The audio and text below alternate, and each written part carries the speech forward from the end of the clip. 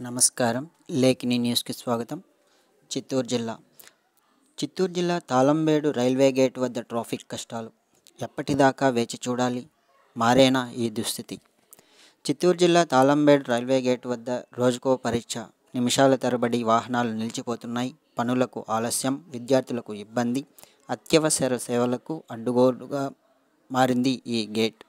ఎన్నో ఏళ్లుగా మారుతున్న ప్రభుత్వాలు, వస్తున్న నాయకులు హామీలెన్నో ఇచ్చారు. కానీ సమస్య మాత్రం అదే స్థితిలో ఉండిపోయింది. అయినా ఇప్పటికైనా ప్రజలు ఒక ఆశతో ఎదురుచూస్తున్నారు.